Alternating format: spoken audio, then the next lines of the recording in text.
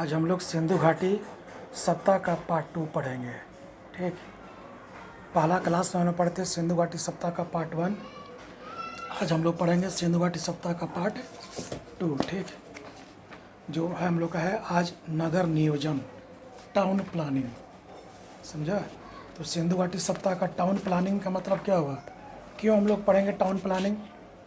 Town planning इसलिए पढ़ेंगे क्योंकि सिंधु घाटी सप्ताह की जो नगर नियोजन प्रणाली थी वो काफ़ी सुदृढ़ थी, काफ़ी योजनाबद्ध तरीके से थी, जो आज भी किसी न किसी तरह से वर्तमान समय में हम लोग को यह दर्शाता है कि कितने योजनाबद्ध तरीके से लोग रहे होंगे, यानी कितना सभ्य समाज था।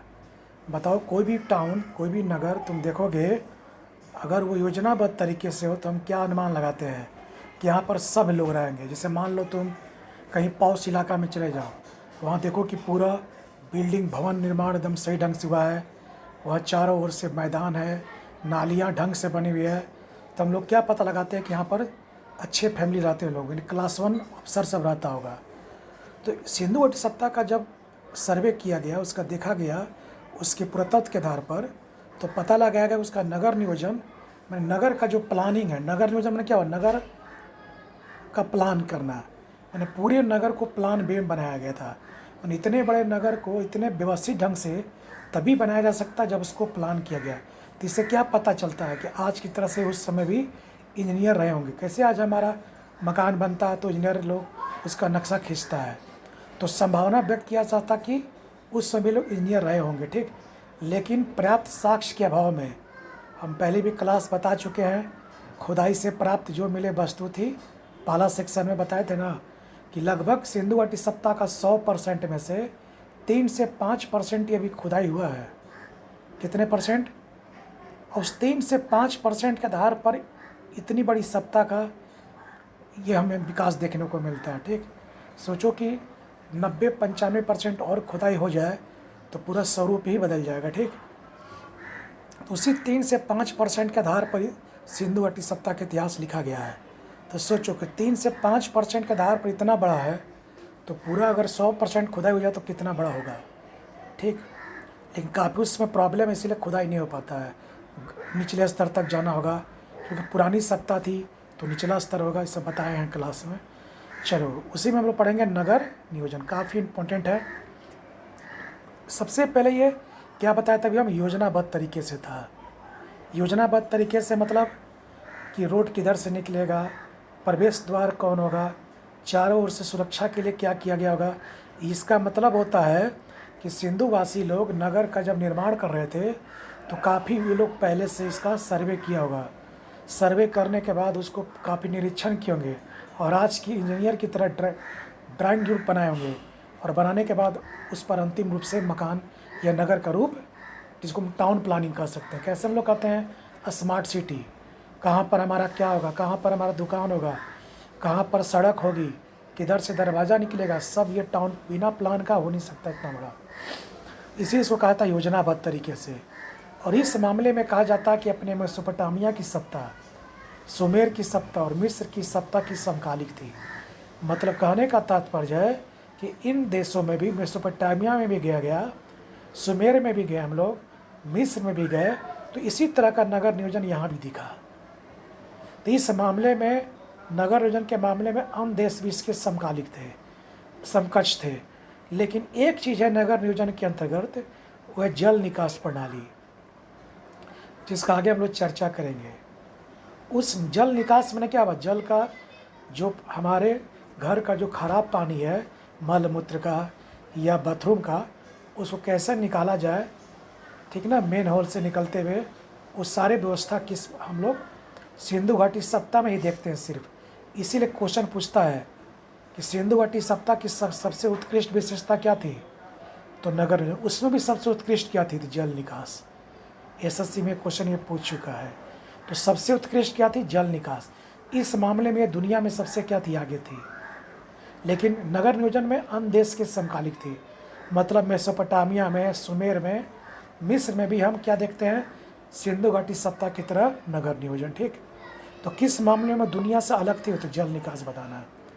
ठीक, योजनाबद्ध क्यों बोले, तो जब टाउन प्लानिंग पढ़ाएंगे तो बताएंगे सड़कें समकोण पर काटती थी, सीधी रेखा में गमन करती थी, दरवाजे अंदर की ओर खुलते थे, ठीक, ये सब बताएंगे।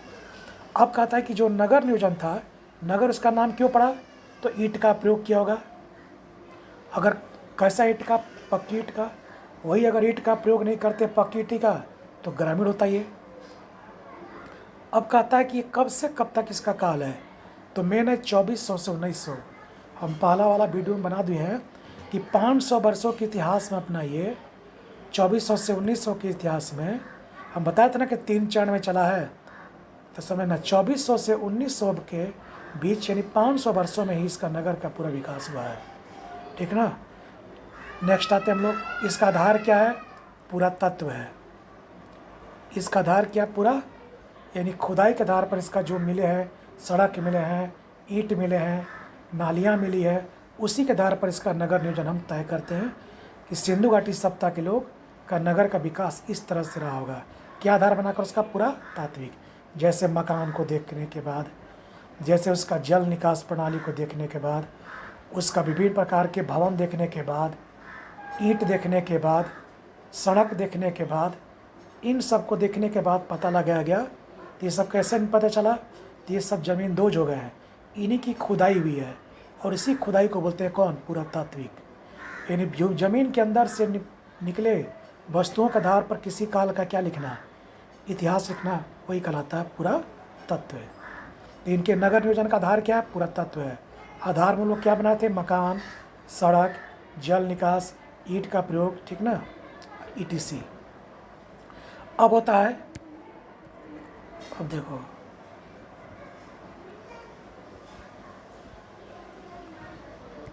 उनका नगर चले हम लोग नगर की ओर। इमेजिन करो कि हम लोग चलते हैं सिंधु घाटी सप्ताह का नगर में। तो नगर जब गए तो सभी नगर को देखे, सभी नगर में जैसे मोहनजोदड़ो गए, बताया था ना 7 प्रकार के नगर थे, बताया था हम कब घर चले कोड में, हम कब घर चले, इसमें 2 राजनीतिक नगर था, हड़प्पा और मोहनजोदड़ो, और काली जो लोथल जो था वो व्यापारिक नगर था, बताया था राजधानी ना। तो नगर की विशेषता चलो अब नगर देखने गए हम लोग, ये देखें हर साइट में, जैसे कि मान लो ये सिंधु घाटी सप्ताह है, इसका कालीबंगा साइट पर गए, लोथल पर गए, हड़प्पा गए, मोहनजोदड़ो गए, चुनहोदड़ो गए। तो देखो जब पूरे सिंधु घाटी सप्ताह के अलग अलग साइट पर हम गए तो वहाँ पर हमने देखा क्या कि नगर 2 भागों में विभाजित था। मूलतः 2 भागों का मतलब हुआ कि देखो जैसे मान लो हम कालीबंगा गए,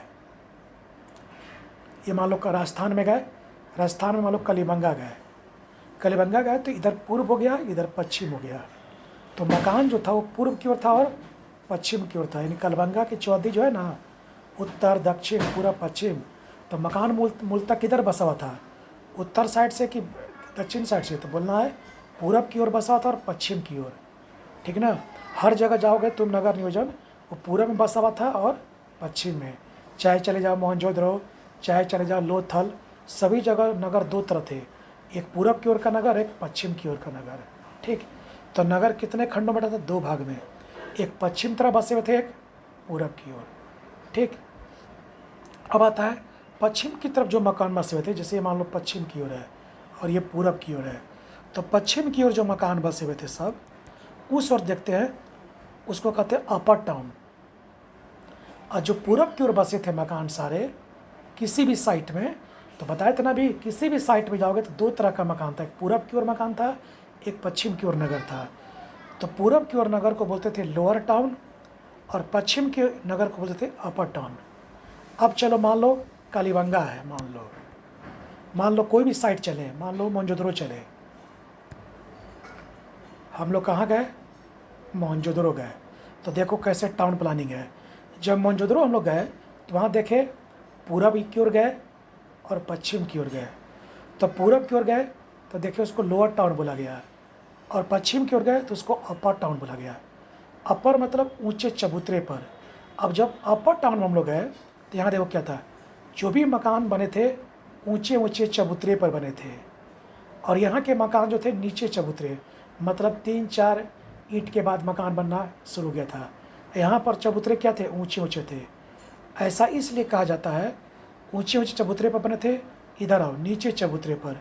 तो पूर्व की ओर जितने भी मकान थे उनका चबूतरा क्या था, जिस पर मकान खड़ा था, नीचा था। इससे पता चलता था कि ये लोग कमज़ोर आर्थिक रूप से थे। तो पैसे दिखता है, अभी भी तुम गांव देहात में जाओगे, जो कमज़ोर आर्थिक वर्ग का लोग है वो अपना क्या करता है, नीचे नींव देता है हल्का सा और मकान उठा देता है। और जो जो ऊंचे लोग हैं, जो अमीर लोग हैं, उनका देखता होगा नीचे गड्ढा नींव डालते होंगे, नींव के बाद फिर चबूतरा बनता होगा ताकि बाढ़ उड़ से बचा सके, ठीक ना। तो नीचे चबूतरा पर किसका था, लोअर टाउन, और ऊंचे चबूतरे पर कौन बसे थे, सर। मैंने हम लोग पश्चिम की ओर मकान देखने गए, जिस भी साइट में, चाहे मोहनजोदड़ो गए, हड़प्पा में गए, तो उन सारे साइटों का पश्चिमी किनारे का जो मकान था, ऊंचे चबूतरे बना था, नगर बसा था। ऊंचे ऊंचे चबूतरे पर वो नगर क्या होता, बसा था। और पूरब की ओर का जो मकान था उस सारे निचले चबूतरे पर। इससे पता चलता है कि इसमें ज़्यादा ईंट का प्रयोग हुआ है, इसमें कम ईंट का प्रयोग हुआ है।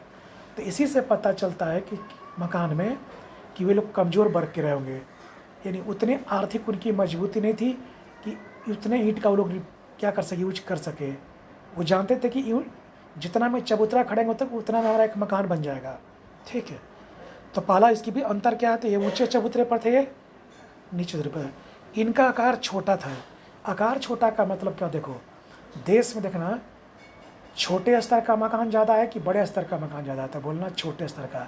झोपड़ी उपड़ी ज़्यादा है कि बड़ा बड़ा बिल्डिंग ज़्यादा है, तो बिल्डिंग कम है।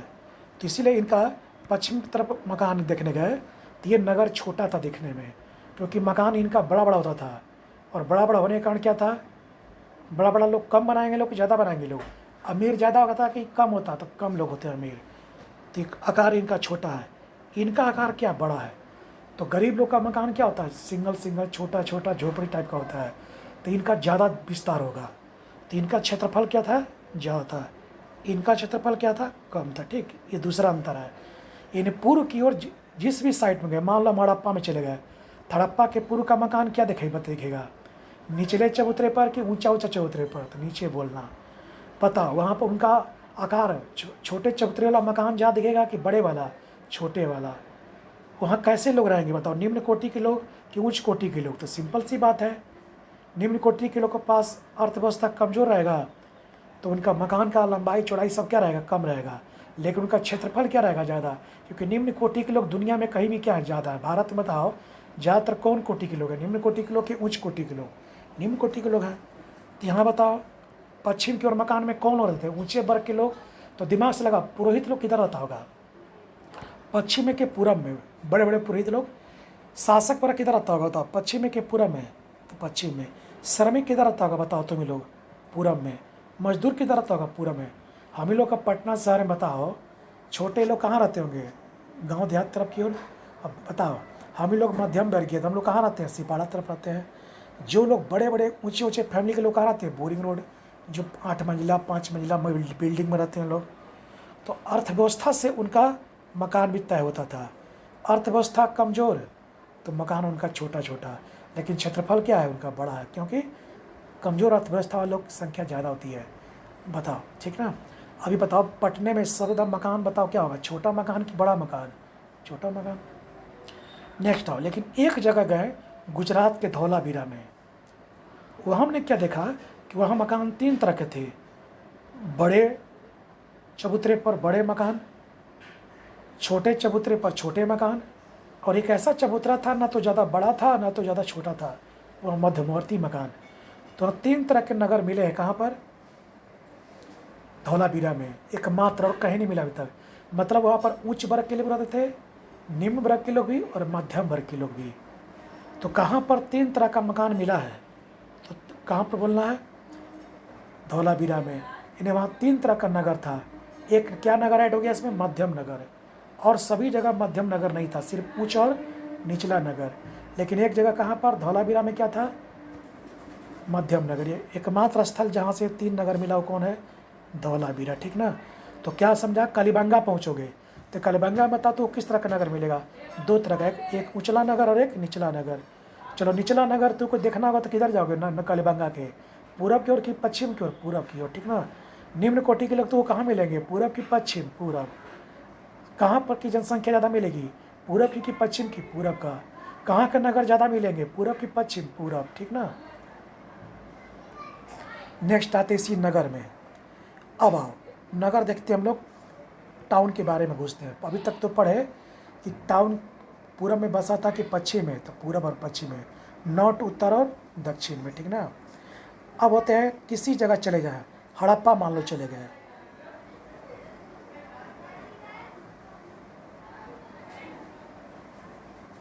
मान लो हड़प्पा है थाना पाकिस्तान जो पड़ता है।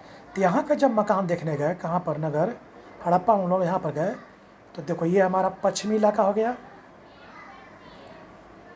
ये हमारा पूर्वी इलाका हो गया, समझ गया ना। तो पश्चिमी इलाका बताए थे अपर टाउन था और पूर्वी इलाका लोअर टाउन। तो पहले आप देखो कि दुर्ग, चलो टाउन के बारे में जाएंगे अब दुर्ग के अनुसार या रक्षा प्राचीर के अनुसार। तो कहता था कि वो अपने मकान को घेरते क्यों थे, तो बाढ़ से बचने के लिए, जंगली जंतुओं से बचने के लिए, बाह्य आक्रमणकारियों से बचने के लिए, सेफ्टी के लिए। कैसे हम लोग आज जाते हैं अपना बीटा में, चाहे कहीं भी ज़मीन लेने जाओगे तो वहाँ तुमको मिलेगा, क्या मिलेगा, चाहे इधर से इधर और परसा तरफ जाओगे, चाहे कहीं भी इधर संपत तरफ जाओगे, तो कोई जो अपना बिल्डिंग बनाता है तो अपना दिखाने के लिए कि चार दीवारी बिल्डिंग मेरा है, चारों ओर से बाउंड्री से घेर देता है ताकि हम सुरक्षित रहें, अपना बाउंड्री को रखें, ठीक है ना, ताकि हमारी ज़मीन या मकान हड़पे नहीं लोग। उसी तरह से जब हड़प्पा में गए तो वहाँ भी अपर टाउन था और लोअर टाउन था। तो पूरब की ओर कौन होगा, लोअर टाउन, पश्चिम की ओर कौन होगा, अपर टाउन। लेकिन जब रक्षा प्राचीर के अनुसार टाउन घूमने जा रहे हम लोग, मैंने अब हम लोग को देखने जाना है इस सेकेंड स्टेप में कि किस टाउन में, किस जगह, किस साइड के टाउन में चारों ओर से दुर्गीकृत है और किसका ओपन है, यही देखना हम लोग का है। तो हम लोग हड़प्पा चले। आज का दूसरा पॉइंट वही है कि नगर में गए तो देखेंगे कि नगर में कुछ क्या था, देखेंगे हम लोग, चारों ओर से घिरा हुआ था। क्यों, सुरक्षा के दृष्टिकोण से। क्यों, सुरक्षा के दृष्टिकोण, किससे, बाह्य आक्रमण से, बाढ़ से, जीव जंतुओं से, जंगली, ठीक ना। उस समय लोग जंगल में रहते थे ना, इसीलिए। तो चलो, तो जब हम लोग हड़प्पा के साइट में गए, अपर टाउन के पास गए, यानी पश्चिमी ओर गए, तो देखें कि जो अपर टाउन का नगर है, सारे नगर एक चारों ओर से एक दुर्ग से घिरे हुए हैं, यानी रक्षा प्राचीर से क्या हुए हैं, घिरे हुए हैं, यानी किलाबंदी किया गया है। लेकिन उसी हड़प्पा के पूरब की ओर गए, यानी लोअर टाउन की ओर गए, तो ओपन था, वो चारों ओर से किलाबंदी नहीं था। तो पूछ सकता हड़प्पा के किस तरफ के नगर का चारों ओर से किलाबंदी था, तो पश्चिम की ओर का। अपर टाउन का कि लोअर टाउन का, अपर टाउन का। उच्च वर्ग के लोग रहने वाले का कि निम्न वर्ग का, तो उच्च वर्ग का, ठीक है। दूसरा चले हम लोग कालीबंगा।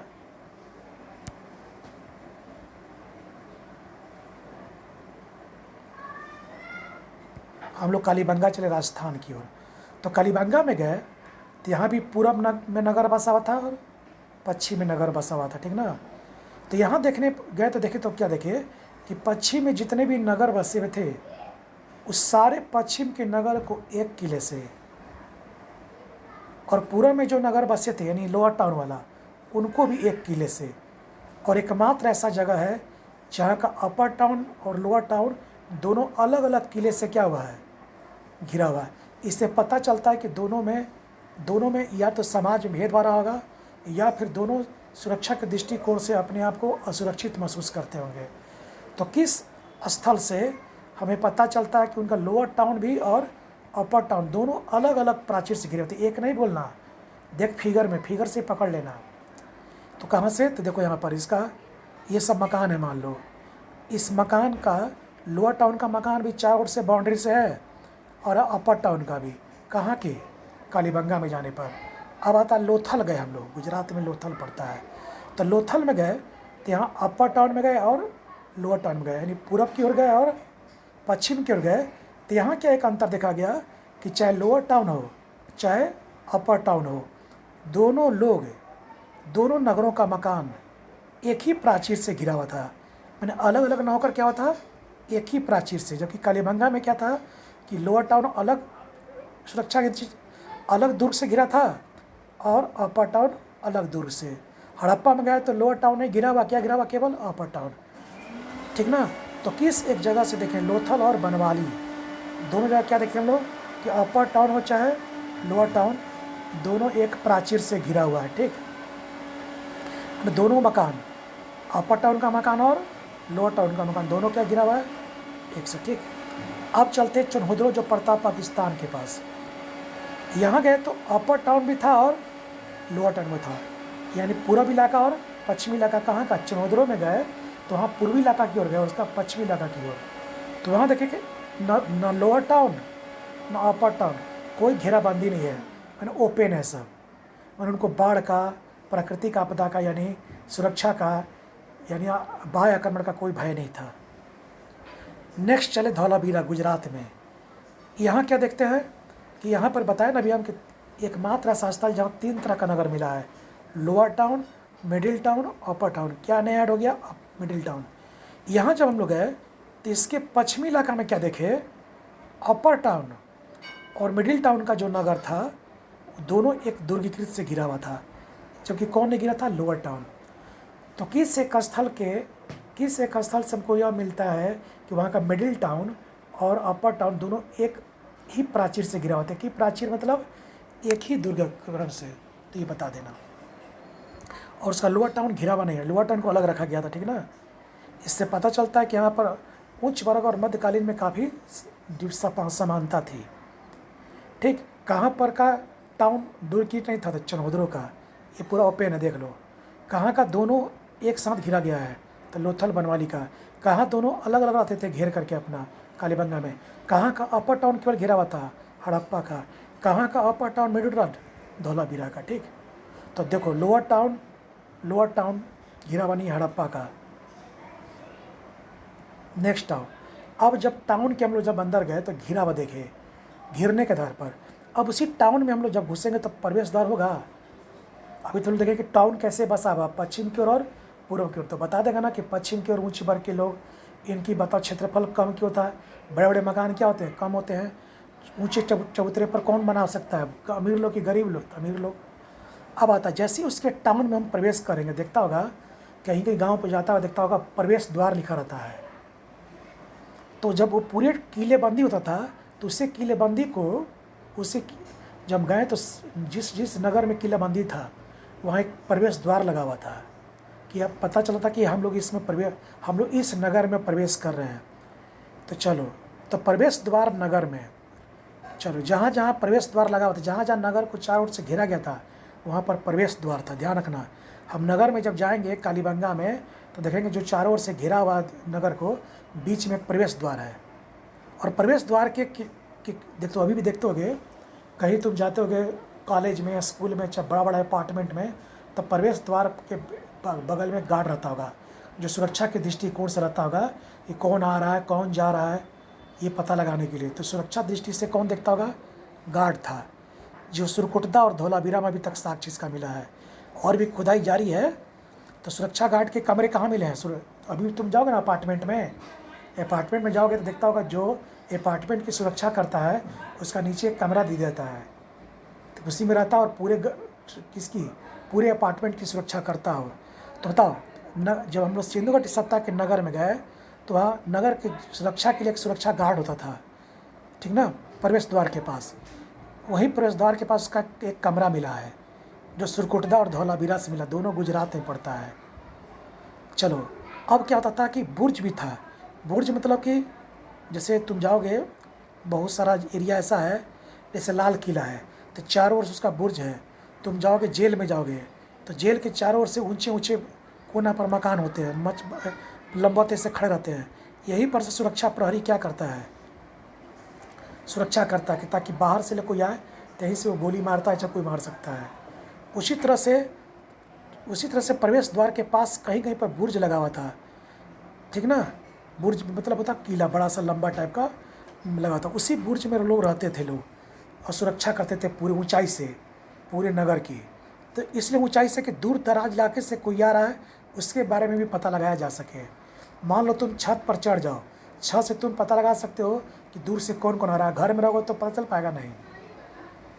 चलो, बुर्ज जो था सर्वाधिक संख्या में इसका कालीबंगा मिला है, मानी कालीबंगा में हम जाएंगे इसलिए मिला है कि कालीबंगा में उचला नगर भी और निचला नगर भी क्या है, घिरा हुआ है, ठीक। अब आओ, पक्की ईंटों का कहाँ से मिला? मोहनजोदड़ो से मिला है। ये बुर्ज कई बहुत जगह पर कच्ची ईंटों का था, लेकिन कहीं कहीं पर क्या मिला है? पक्की ईंटों का भी मिला है। तो चलो, प्रवेश द्वार सभी जगह था जहाँ जहाँ नगर को दुर्गीकृत किया जाता था। अब हम लोग नगर में प्रवेश करेंगे तो पहले क्या होगा? प्रवेश द्वार होगा, ठीक ना? समझना। पहले हम लोग देखें कि नगर किधर था, पश्चिम का कि पूरब का था। ऐसा ना कि चलिए उत्तर की ओर नगर मिले ही नहीं। तो प्रवेश द्वार, अब नगर में प्रवेश करेंगे तो क्या होगा? प्रवेश द्वार देखे हम लोग। वो प्रवेश द्वार कहाँ कहाँ देखे? सुरकोटता और धौलावीरा में देखे। वहाँ पर क्या देखे कि सुरक्षा गार्ड है और उसका कमरा है। अब प्रवेश द्वार जो था वहाँ पर ऊंचे ऊंचे बुर्ज थे जो ऊंचाई से देखने में मदद करते थे कि दूर से कोई बाह्य आक्रमणकारी या जंगली जंतु आ रहा है तो हम लोग सुरक्षित स्थान पर पहुँच जाए। ठीक है। अब आता है उसी में, अब आता हम लोग कि वही अपर टाउन और लोअर टाउन में अब चलते हैं हम लोग। अब हम लोग प्रवेश द्वार हुआ, जैसे मकान में दुर्गीकृत इलाका में घुस गए। अब इधर चले गए पूरब की ओर, इधर चले गए पश्चिम की ओर। तो बताए थे पश्चिम की ओर कौन था? अपर टाउन। अब पूरब की ओर कौन था? Lower town. अभी जैसे देखो, मान लो सिपाड़ा को मान लो हम लोग जा रहते हैं अभी, हम इसको पूरब इलाका मान लो। अब बोरिंग रोड को पश्चिम इलाका मान लो। दोनों जगह कहाँ पड़ता है? पटना में पड़ता है। तो दोनों जगह बताओ, सब जगह समान गुड्स मिलेगा? नहीं मिलेगा। जैसे मान लो सिपाड़ा मिलेगा घड़ा, तो उधर मान लो घड़ा नहीं मिलेगा। तो कह देगा कि पटना के पूरब की ओर यानी लोअर टाउन की ओर घड़ा मिलता था। मान लो बड़ा बड़ा कॉलेज मिलेगा तो लोअर टाउन मिलेगा? कहाँ मिलेगा? अपर टाउन की ओर मिलेगा। मान लो बड़ा बड़ा अस्पताल मिलेगा, कहाँ मिलेगा? तो अपर टाउन की ओर मिलेगा। बड़ा बड़ा खेत मिलेगा, कहाँ मिलेगा? लोअर टाउन की ओर मिलेगा। ठीक ना? छोटे छोटे दुकान मिलेंगे, कहाँ मिलेंगे? लोअर टाउन की ओर मिलेंगे। बड़े बड़े दुकान मिलेंगे, कहाँ मिलेंगे? श्रमिक लोग कहाँ रहेगा? लोअर टाउन को रहेगा, सिपाड़ा तरफ रहेगा। ऊंचे ऊंचे वर्ग के लोग कहाँ रहेंगे? तो अपर टाउन को रहेंगे। इसका मतलब कि जो उसका अपर टाउन और लोअर टाउन में था, दोनों में, जैसे मान लो मोहनजोदड़ो गए तो हाँ अपर टाउन भी था और लोअर टाउन था। तो कुछ चीज़ें अपर टाउन से मिली है और कुछ चीज़ें लोअर टाउन से मिले। जैसे पटना में कुछ चीज़ें मिलेगा सिपाड़ा से, तो कुछ चीज़ें मिलेगा बोरिंग रोड से। वैसे ही चलो, मोहनजोदड़ो के जब अपर टाउन में गए, यानी किस ओर गए? पश्चिम की ओर गए। यानी कैसे वर्ग की ओर गए? अच्छे अच्छे वर्ग की ओर, ऊंचे वर्ग, जैसे पुरोहित वर्ग, तुमको शासक वर्ग की ओर गए। तो वहाँ स्नानागार था, इसका हम आगे चर्चा करेंगे। बड़ा सा स्नानागार था। तो स्नानागार बताओ कहाँ से मिला? मोहनजोदड़ो से। फंसा देगा। अपर टाउन से मिला कि लोअर टाउन से मिला? था बोलना अपर टाउन से। किधर से मिला? पश्चिम से कि पूरब से? तो अपर टाउन किधर बसा हुआ था? पश्चिम में। और नगार भी कहाँ से मिला है? अपर टाउन से। कॉलेज भी कहाँ से मिला है? अपर टाउन से। सभा भवन भी कहाँ से मिला है? अपर टाउन से। कहाँ का अपर टाउन से? मोहनजोदड़ो से। अब मोहनजोदड़ो में चले हम लोग लोअर टाउन की ओर यानी पूरब की ओर। तो वहाँ बैरक मिला है क्या? नहीं देता, छोटा छोटा बैरक रहता है जहाँ लोग रहते हैं लोग, छावनी। कैसे पुलिस का छावनी होता, जाओगे ये तुमको क्या कहते हैं, दानापुर, तो छावनी है ना बैरकपुर, सही है, बैरक की तरह का। चलो, व्हीलर महोदय ने इस बैरक को कहा था पुरोहित आवास है, इन पुरोहित लोग इसमें रहते हैं। और पिगट महोदय ने कहा था ये श्रमिक आवास है, यानी इसमें श्रमिक वर्ग के लोग रहते होंगे इस बैरक में। तो बताओ बैरक कहाँ से मिला है? मोहनजोदड़ो से। चलो फिनिशिंग दो, मोहनजोदड़ो किस ओर से? पूरब की ओर से कि पश्चिम की ओर से? यानी ऊंचले चबूतरे से कि निचले चबूतरे से? तो निचले चबूतरे से बोलना। यहीं पर 2 मंजिला भवन मिला है। कैसे चला पता? था सीढ़ी मिला है। तो आदमी सीढ़ी कब लगाता है? या तो छत पर चढ़ने का लगाता है, या तो 2 मंजिला भवन मिला होगा तब बनाएगा, ताकि अगले मंजिले पर चढ़ सके। नेक्स्ट आता है, चले कालीबंगा चले। तो कालीबंगा के किस टाउन में चले हम लोग? अपर टाउन में चल रहे हैं। तो वहाँ क्या देखें? अग्निकुंड। तो कालीबंगा में क्या मिला? अग्निकुंड। कहाँ से मिला है? तो अपर टाउन से, यानी पश्चिमी इलाका से उसका कि पूरब इलाका से? पश्चिमी से। अब उसी कालीबंगा में हम जब पूरब की ओर गए, जैसे कोई पटना में मान लो पत्रकार आया, वो मान लो पश्चिम की ओर जाएगा पटना के, मान लो तो चल जाएगा बोरिंग की रोड, तो बोरिंग रोड का घट्टा दिखाएगा। अब चलेगा पूरब की ओर सिपाड़ा की ओर, तो सिपाड़ा का दिखाएगा। और दोनों का कल्चर क्या दिखेगा? सेम दिखेगा, अलग अलग अलग दिखेगा। तो हम लोग कालीबंगा के चले पूरब इलाका में, ठीक है। तो वहाँ देखा गया कि फर्श को देखा गया, तो वहाँ फर्श पूरा अलंकरण है। ऐसे भी तुम जानते हो गांव देहात के लोग काफ़ी अपने घर को अलंकृत करके रखते हैं, पूरा ज़मीन फर्श को डिजाइन बना बना करके। तो फर्श पर अलंकृत ईंट कहाँ से मिला? सिर्फ कालीबंगा से। भी किस ओर से? कालीबंगा के अपर टाउन से कि लोअर टाउन से? तो लोअर टाउन में बोलना। अपर टाउन में इसकी अभाव है। चलो लोथल चले। लोथल में कहाँ चलेगा? आप समझ गया सब ना। अपर टाउन में चले, यानी पश्चिम की ओर गए तो अग्निकुंड था। जहाँ पर पता चलता है कि लोग ये क्या कहते हैं हम लोग पूजा पाठ करते होंगे। प्रशासकीय भवन था, बड़ा बड़ा भवन था जहाँ पर अलग अलग टाइप के कार्य व्यवहार होते होंगे। प्रशासकीय भवन में क्या होता है, जब प्रशासनिक कार्य होता है, कैसे आज हमारा बिहार भवन है, विद्या भवन है, शिक्षा भवन है, वैसे ही। चलो उसी लोथल के पूरब की ओर गए तो मनका बनाने का कारखाना है, गुड़िया। तो गुड़िया बनाने का कारखाना किधर मिला है, लोथल की ओर। बंदरगाह जो व्यापारिक राजधानी था सिंधु घाटी सत्ता का, लोथल कहाँ से मिला बताओ, पूर्वी इलाका से कि पश्चिमी इलाका से। बंदरगाह पूर्वी इलाका से। अपर टाउन के लोअर टाउन, तो लोअर टाउन से बोलना। तो बंदरगाह कहाँ से मिला, लोथल से, लेकिन कहाँ से बोलना फिनिशिंग, लोअर टाउन। ठीक, चले हड़प्पा की ओर।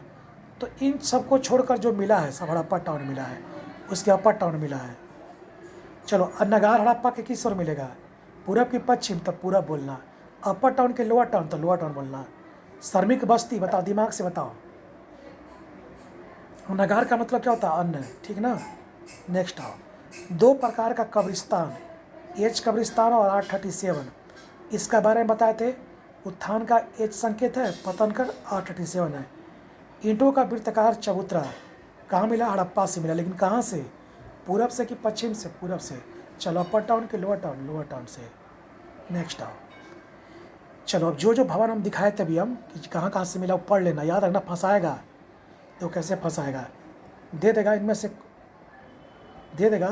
इनमें से कौन सा अपर टाउन में नहीं मिला है, असरणागार, अन्नागार, प्रशासकीय भवन, उसका देगा तुमको बंदरगाह। तो बंदरगाह बताओ लोथल से कहाँ से मिला है, लोअर टाउन से। ठीक, चलो अब सारे भवन का बारे में देखते हैं। कैसे, मान लो आज गए हम लोग बिहार विद्या भवन गए, कॉलेज गए, मान लो हम लोग खादी उद्योग भवन गए, तो भवन देखेंगे ना कौन सबसे बड़ा दिखेगा हमको भवन। तो चलो विशाला स्नानागार गए, देखने गए, मोहनजोदड़ो में गए, तो बताइए कहाँ मिलेगा, मोहनजोदड़ो के अपर टाउन में को जाना पड़ेगा। ये सार्वजनिक स्थल था, मतलब कहा था कि विशाला स्नानागार जो था यहाँ पर सभी लोग स्नान कर सकते थे मिलकर, इसीलिए इतना बड़ा बनाया गया होगा। चलो इसकी आकृति क्या है, 11.88 मीटर इसकी क्या लंबाई है, चौड़ाई इसकी क्या 7 मीटर है, और गहराई कितनी थी, 2.5 मीटर गहराई थी इसमें लोग स्नान करते थे। कुछ लोग कहता था कि बगल में मंदिर था, पुरोहित स्नान करके इसी में आते थे लोग। ऐसे मंदिर के किनारे हम लोग का पूरा एक रहता बड़ा सा, जाओगे बीटा तरफ तो बहुत सारा मंदिर है, मंदिर के बगल में एक छोटा तालाब बना दिया है ईंटा वाला, उसी में नहा करके लोग पूजा कर, नहा करके लोग क्या करते हैं, लोग मंदिर जाते हैं साफ़ होकर के। इसी में कहा था कि पानी रिसे नहीं, रिसे मैंने क्या, रिसे में इधर पानी रिसे नहीं, तो रिसे नहीं इसलिए अलकतरा का लेप बनाया गया ताकि पानी इसमें स्थायी रूप से रहा है। उसको कहते हैं बिटुमन का लेप, 2.5 सेंटीमीटर का, मीटर नहीं 2.75 सेंटीमीटर का क्या लेप लगा देता, ठीक ना, ताकि उसका पानी रिसे नहीं, ठीक ना। अलकतरा का था लेप ये। ठीक, चलो अब एक सभा भवन देखते हैं हम लोग। अब चलो हम लोग विशाल स्नानागार के बाद एक भवन देखने गए हम लोग, सभा भवन। कैसे हम लोग पर्यटक रूप में सब जगह जाते हैं, लाल किले, फलना किले देखने के लिए, और सबका विशेषता पढ़ते हैं। मोहनजोदड़ो सभा भवन कहाँ मिला, मोहनजोदड़ो, ये 20 पिलर में पर खड़ा था, 5-5 की खंड में पड़ा था, 4 स्तंभ, 4 स्तंभ पर खड़ा था, 1 2 3 4, 1 2 3 4, 1 2 3 4, 1 2 3 4, 1 2 3 4, तो 1 2 3 4 5 गुने 4 है, 20 स्तंभ पर ये खड़ा था सभा भवन, 4-4 की पंक्ति में, ठीक ना, 4-4 की पंक्ति में खड़ा था, 5 पंक्ति में खड़ा था। ठीक, इसी 24 मीटर ये लंबा था, कितने मीटर, 24 मीटर। इसी को व्हीलर ने कहा था कि सिंधु घाटी सप्ताह के जो राजनीतिक लोग रहे होंगे यहीं पर आकर के अपना राजनीतिक वार्तालाप करते होंगे। मैके कहता कि नहीं ये बाजार रहा होगा, मार्शल कहता कि नहीं धार्मिक केंद्र रहा होगा, लोग अपना धार्मिक वार्तालाप करते होंगे। यानी जितने पुरातत्ववेत्ता उतने अपने अपने विचार हैं, यानी एक राय नहीं है, ठीक ना, सभा भवन के बारे में। अब आते हैं कॉलेज भवन भी था मोहनजोदड़ो में, ये कहाँ मिला हमको, मोहनजोदड़ो के मिला कॉलेज भवन, अपर टाउन से मिला है। मैके कहता है कि कॉलेज भवन रहा होगा। ठीक, नेक्स्ट आता अन्नागार, आ जाओ। अब एक भवन हमको देखने को क्या मिला, अन्नागार। सबको पता है कि मोहनजोदड़ो की अपर टाउन से मिला है। स्नानागार जो था ना, स्नानागार, इसी के पश्चिम में था कौन, नगार था। तो टाउन प्लानिंग तुमको पढ़ना होगा तो पूरा नगर जान लो, दुर्गीकृत जान लो, फिर तुमको क्या करो, प्रवेश द्वार देख लो, फिर मकान देख लो चबूतरे पर, फिर समकोण रोड बना लो ऐसे ऐसे करके, कहाँ कहाँ कौन कौन था, जैसे मान लो जैसे नगार हो गया तो इसके पश्चिम में क्या हो गया, नगार हो गया, पूरब में क्या था, ठीक है, ऐसे ऐसे सब जान लेना, लेकिन इतना डीप आता नहीं है, ठीक। तो स्नानगार के किस ओर था, ये पश्चिम की ओर था। कौन, मान लो ये स्नानगार है, इसके पश्चिम में कौन था, नगार था, ठीक। अब आओ, नगार की लंबाई चौड़ाई और क्या ऊंचाई है। लंबाई इसकी लगभग 45 मीटर थी, चौड़ाई इसकी लगभग, और इसकी ऊंचाई मतलब इसी में कहा था कि अन्नगार में लोग फसल रखते थे, जौ और गेहूं का साक्ष्य मिला है। और ये कच्ची ईंटों का था, पक्की ईंटों का नहीं बोलना, क्या बोलना है, कच्ची ईंटों का। और कहा था कि सिंधु घाटी सप्ताह का सबसे बड़ा भवन था, इतना लंबी चौड़ाई ऊंचाई वाला भवन कोई नहीं देखा गया। इसको ह्यूलर ने राजकीय भंडार बताया है। कहता कितना बड़ा भंडार बना पाना, इससे पता चलता था कि एग्रीकल्चर उनका सरप्लस होता था। यह राजा को फिर टैक्स देते होंगे, एक राजा रहा होगा, उसको लोग अन्न के रूप में क्या देते होंगे, क्योंकि मुद्रा का तब प्रचलन उसमें मुहर के रूप में हुआ है, तो अन्न के रूप में लोग क्या करते होंगे, भंडार देते होंगे। उसी अन्न को रखने के लिए उसने क्या किया होगा, अन्नगार व्यवस्था किया होगा। कैसे हम लोग गाँव में जाते हैं तो एग्रीकल्चर, जिसका गाँव में खेती ज़्यादा है वो अपना क्या करता है, अन्न उपजाता है तो बड़ा बड़ा मिट्टी का टीना का बर्तन बनाता है और उसी में सब चावल दाल गेहूँ रखता है सब, ठीक ना। अब चले हम लोग एक और नगार मिला, हड़प्पा में गए तो 6-6 की पंक्ति मिला है। तो यहाँ का नगार, यहाँ का नगार में क्या अंतर है, ये एक बड़ा था, ये क्या 6-6 की पंक्ति मिला है। तो पूछ सकता है कि 6-6 की पंक्ति में अनार कहाँ से मिला है, 6 इधर और 6 इस तरफ, इन्हें कुल 12 एक साथ कहाँ मिला है, तो बोलना हड़प्पा में मिला है।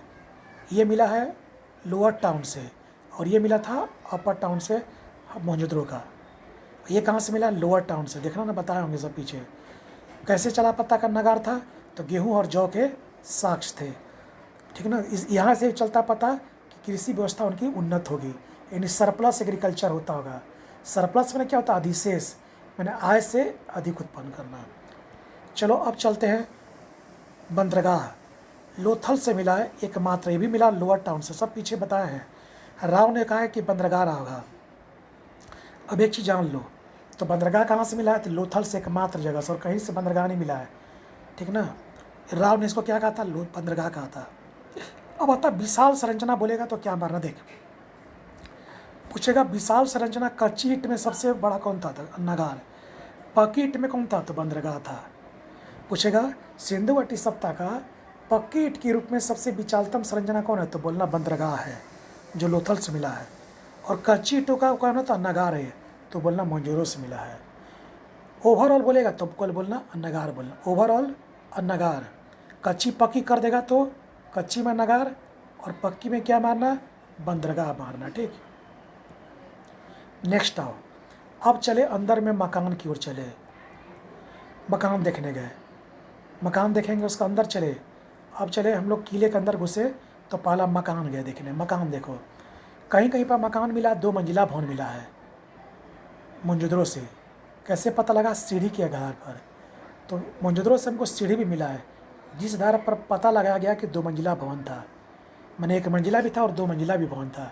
यानी मकान कैसा दिखता था, 1 मंजिला भी और 2 मंजिला भी, ठीक रखना याद। यानी 1 मंजिला के अलावा कौन कौन भी था, 2 मंजिला भी था। कहाँ से मिला, ये मोहनजोदड़ो से मिला है।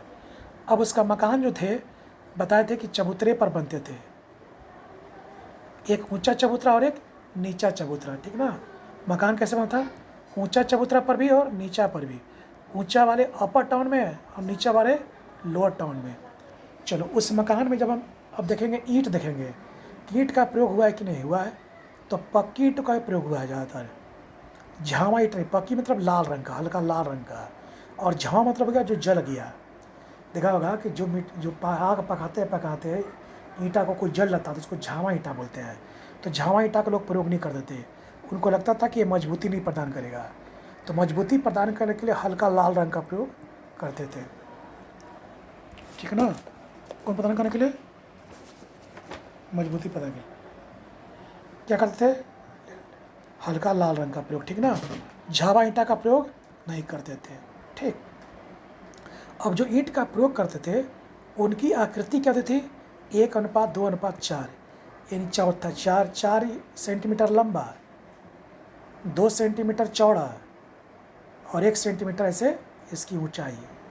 ये 1 सेंटीमीटर, ये 2 सेंटीमीटर और ये 4 सेंटीमीटर, ठीक ना। लेकिन मोहनजोदड़ो से एक सबसे बड़ा ईंट का प्रयोग मिला है, सबसे बड़ा ईंट, जो या तो बड़ा भवन में लगाया गया होगा, इससे पता चलता है कि बड़ा भवन में लगाया गया होगा, ठीक ना, लगाया होगा, ठीक ना। ये बड़ा भवन में इसको लगाया होगा, ये पता लगता है, इससे लगता है पता, ठीक ना। तो पता करना कि चलो तो बताओ, जो छोटा आकृति वाला ईंट था 5 सेंटीमीटर, 12 सेंटीमीटर और 26 सेंटीमीटर, छोटा नहीं बोलना, इसको समान आकार का बोलना।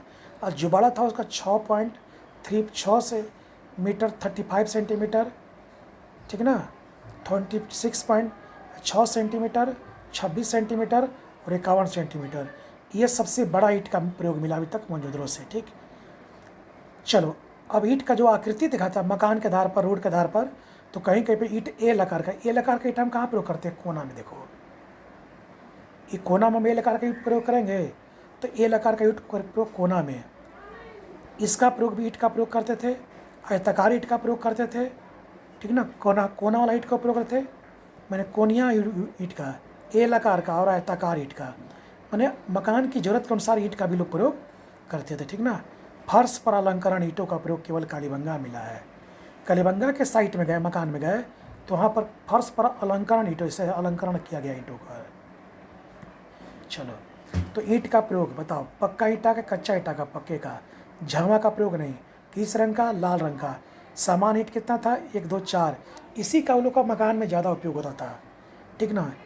चलो, अब आता है कि उसका दरवाज़ा क्यों गया, मकान में दरवाज़ा गया। तो दरवाज़ा जो था, ये मान लो सड़क है, ये मान लो मकान है, इधर भी मकान, इधर भी मकान, तो एकमात्र लोथ सभी जगह जो दरवाज़ा था उस सड़क के उल्टा घूमता था, मतलब सड़क के दूसरी तरफ, यानी अंदर की ओर दरवाज़ा था, ठीक ना।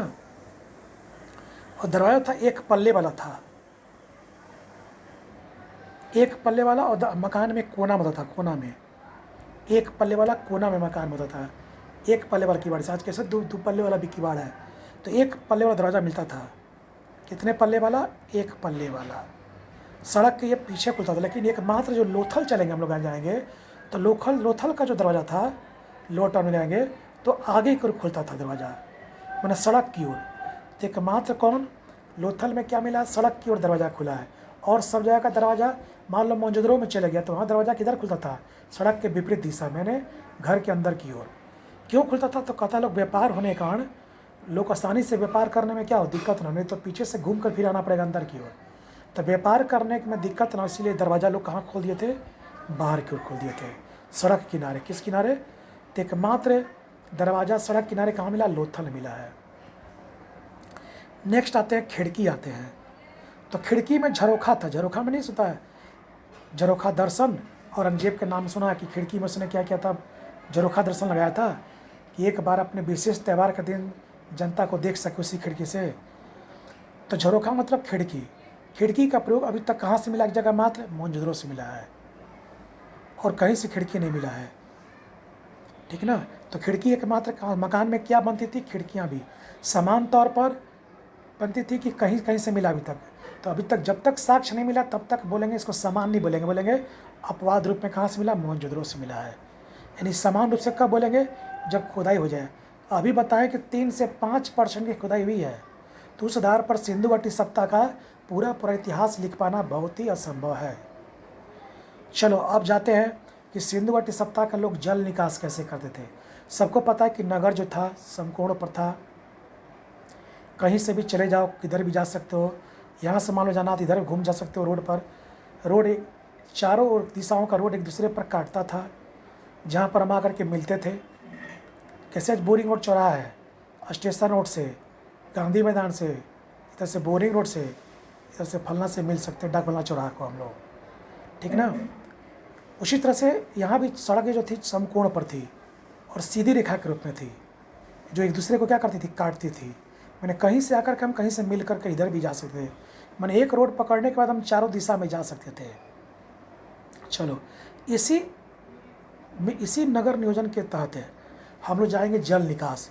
और इस मामले में बताए थे कि दुनिया में वो अकेला था, इतना व्यवस्थित साक्ष्य कहीं नहीं मिला। इसीलिए पूछता है क्वेश्चन, सिंधु घाटी सप्ताह का सबसे उत्कृष्ट प्रणाली क्या थी? तो बोलना जल निकास। नगर नियोजन तो थी, लेकिन इसलिए नगर नियोजन उत्कृष्ट नहीं मानता है कि मिस्र, तुमको मेसोपोटामिया, सुमेर की जो सत्ता थी उस मामले में तीनों बराबरी पर थे। लेकिन नगर नियोजन के अलावा जल निकास के मामले में ये सबसे बेहतरीन था। इतना बेहतरीन किसी के पास नहीं था। इसीलिए कहा था सिंधु घाटी सप्ताह की सबसे उत्कृष्ट क्या थी? तो जल निकास। जल मतलब पानी, निकास मतलब निकालना। मतलब जो क्षय पदार्थ है, जल है, जैसे बाथरूम का, लैट्रिन का जल, उसको निकालने के लिए चलते हम लोग चाहते हैं। कैसे निकालते थे जल? तो लोथल चले हम लोग। लोथल में क्या था? फिल्टर था। फिल्टर इसलिए करते थे, जैसे फिल्ट्रेशन होता है ना, जाली, ऐसे हम लोग अपने घर में जाली लगाते हैं ताकि अगर उसमें कूड़ा करकट आए तो जाली में क्या हो जाए, फंस जाए और कूड़े करकट को निकाल सके और नाला जाम ना हो सके। उसके बाद देखिएगा तुम नाली के बारे में कि नाली, छोटा नाली से निकल कर एक उससे छोटा नाली में प्रवेश करता था। फिर बड़ा सा मेन होल था, एक चेम्बर था, जहाँ कहीं भी अगर नाला साफ़ क्या हो जाए, फंस भी जाए गलती से, तो उसको चेम्बर खोल करके उसको साफ़ किया सके। कैसे चेम्बर खोल कर साफ़ करता लो? मान लो चेम्बर नहीं रहता और सिंपल नाला रहता है एकदम बड़ा लंबा सा, तो पता चलता कहीं भी जाम हो जाता, उसको निकालने में क्या होती, बहुत कठिन होगा, निकलेगा नहीं जल्दी जाम। फट्टी मारेगा तो टूट जाएगा, उतना लंबा फट्टी बनाना पड़ेगा। इसीलिए चेम्बर बनाते हुए, जैसे मान लो नाला निकल रहा है ना, तो यहाँ चेम्बर बना दिया ना। अब चेम्बर में क्या होगा, मान लो घर से नाला निकल रहा है पानी, अब चेम्बर बन गया। ये चेम्बर नहीं बनता, से नाला लंबा लाना रहता है, तो मान लो यहाँ फंसता तो यहाँ से फट्टी मारना पड़ता। अब यहाँ से फट्टी मारता क्या हो गया, तुरंत निकल गया, चेम्बर में गया, उसको हटा के फेंक दिया। चलो कालीबंगा गए, कालीबंगा में लकड़ी का नाली मिला है, मतलब जो होल कर करके उसमें लकड़ी का नाली लगाते थे। लकड़ी का नाली, लकड़ी को छेद करते बीच से और उसी नाली का प्रयोग करते थे। मंजूतर से पट्टेदार नाली, पट्टेदार मतलब इसे नाला ही निकल रहा है, ये नाला मान लो निकल रहा है, तो एक नाला मान लो बाथरूम का हो गया। इसी पर क्या किया, सिल पत्थर से इसको ढक दिया, या केले का थंब से बनते थे लोग, ढक दिए। और फिर ऊपर से एक और नाला निकला, ये नाला मान लो बाथरूम का निकला, तो दो नाला हो गया, एक नाला दो नाला, तो पट्टेदार नाली इसी को बोलते हैं हम लोग, ठीक है ना। पट्टे एक पट्टे पर दूसरे पट्टे पर बना हुआ है। तो कहाँ से मिला है? मौजूदों से। इससे पता चलता है कि नाली व्यवस्था में उन्होंने कितना अपना दिमाग खर्च किया होगा, ठीक। और इसीलिए इस मामले में वो सबसे दुनिया में क्या थे, आगे थे। तो पूछ सकता फिल्टर नाली कहाँ से? लोथल से। लकड़ी का नाली कहाँ से? कालीबंगा से। काली लकड़ी, लो फिल्टर, लोफड़ा लिख लो। मौजूदरो, मोहपट्ट, मुँहफट मत बनो, तो मोह से मौजूदरो, पट से पट्टेदार। अब चले सिंधु घाटी सप्ताह का सड़क चले। मेन चीज़ पढ़ना नगर नियोजन, सब मत पढ़ना, सब किताब मेंस के लिए है। सड़क चले, सड़क जो देखते हैं पक्की सड़क का साक्ष्य नहीं मिला है, यानी साढ़े सड़क क्या था, कच्चे लगभग था। पक्की भी रहा होगा लेकिन अभी तक साक्ष्य नहीं मिला है। गलियाँ क्या थी? चौड़ी और सीधी। तभी बताया कि चौड़ी और सीधी थी। चौड़ी और सीधी कैसी थी? तो देखो तीन तरह के सड़क मिले हैं। एक राजपथ, कैसे हम लोग का नेशनल हाईवे है, और एक जिला सड़क और एक गली का सड़क। तो कौन सड़क तुम देखते हो संकीर्ण रहता हो? गली का। क्यों रहता है कि गली में मकान लोग बनाता है, तो हर लोग चाहता है कि अपने मकान को क्या दे, बड़ा आकृति दे, इसलिए गली का क्या होता है। आज भी तुम जाओगे गांव देहात में, तो मैनपुरा ऐसे गांव में चल जाओ, वहाँ पर गली क्या, सड़क एकदम पतला पतला है। चलो कैसे चला पता राजपथ का है, तो जो तो बैलगाड़ी का चक्का से, बैलगाड़ी का मान लो चक्का एक यहाँ है, तो दोनों की दूरी मापेंगे तो इसकी लंबाई क्या हो जाएगी, चौड़ाई क्या हो जाएगी, बड़ी हो जाएगी। चौड़ाई बड़ी होने का मतलब क्या होता है, राजपथ हो गया। बैलगाड़ी के पहिए से थोड़ा सा छोटा हो गया तो सहायक हो गया, एकदम छोटा हो गया तो गलियाँ हो गया। तो तीन तरह का सड़कें थी, एक चौड़ा वाली जिसको राजपथ का संकेत देता है, एक मध्यम वाली जिसको जिला सड़क देता है, और एक देता गांव का जिसको गलियां बोलते हैं हम लोग। चलो पक्की ईंट का प्रयोग हुआ भी है सड़कों में, तो मंजरो कालीबंगा से हुआ है। अभी बताए थे कि हड़प्पा के लोग पक्की ईंट का प्रयोग नहीं करते थे सड़क में, पता नहीं चला अभी तक, करते होंगे तो पता चला। मिला भी है तो कहाँ से, मंजरो और कालीबंगा से। कहाँ से मिला, लेकिन वो पतनमुख अवस्था में, यानी सिंधु घाटी सत्ता के लोग का जब पतन हो रहा था तब वो ईंटें बिछाई गई थी, ये अभी तक पता चला है। चलो, कहाँ से चौड़ी सड़क मिला है? तो मोहनजोदड़ो से। कैसे पता चला है? तो पहिए के निशान से। बनवाली से क्या मिला है? बैलगाड़ी का पहिया जो गली का सड़क दिखाता है, गली का, कि गली का सड़क रहा होगा, छोटे छोटे बैलगाड़ी के, तांबे की गाड़ी के मिले हैं, ठीक है ना। तो अभी हम लोग नगर नियोजन में पढ़े थे, सड़क कैसा था, जल निकास के मामले में किस पर थे, खिड़की किधर से खुलता था, मकान में ईंट का प्रयोग कैसा होता था, चबूतरे पर मकान बनते थे कि चबूतरे पर सब मकान थे, कोई निचला चबूतरा पर, कोई ऊंचला चबूतरा पर। ऊंचा चबूतरा मतलब ईंट का प्रयोग ज़्यादा हुआ है, तब पूछ सकता कहाँ के मकान में ईंट का प्रयोग ज़्यादा हुआ है, उचले चबूतरे के निचले चबूतरे? तो बोलना उचला चबूतरा का। दरवाज़ा में, ठीक ना, कहाँ से खुलता था? उसके बाद हम लोग उस शहर में जाएंगे, हम लोग हड़प्पा में जाएंगे तो बहुत सारे नगर मिलेंगे। उस नगर में हम सभी साइटों में कुछ ना कुछ अलग अलग चीज़ मिलेगी। जैसे अभी हम लोग जाएंगे मान लो दरभंगा में जो चीज़ मिलेगा वो पटना में नहीं मिलेगा। उस तरह से कलीबंगा में जाएंगे तो वो लोथल में नहीं मिलेगा, लोथल में जो कुछ चीज़ ऐसी होगी जो लोथल मिलेगा लेकिन हड़प्पा में नहीं मिलेगा। इस आधार पर सारी नगर समानता रखते भी कुछ मामले में हल्का फुल्का विभिन्नता थी, तभी तो अलग अलग साइट कहा गया, नहीं तो एक साइट नहीं कहा था उसको। जैसे गया का तिलकुट फेमस है, मनेर का लड्डू फेमस है, सिलाव का खाजा फेमस है, तो उसी तरह से है। नेक्स्ट आओ। तो उम्मीद है समझ में आ गया होगा, और हम उम्मीद है कि 2-3 वीडियो और बनाएंगे, हड़प्पा सप्ताह खत्म हो जाएगा मेन। तो यहाँ नगर नियोजन में वही चीज़ पढ़ाए हैं पीटी के बेस से, ताकि जिससे हमारा पीटी में क्वेश्चन अब निकल सके मेन में। ठीक, थैंक यू।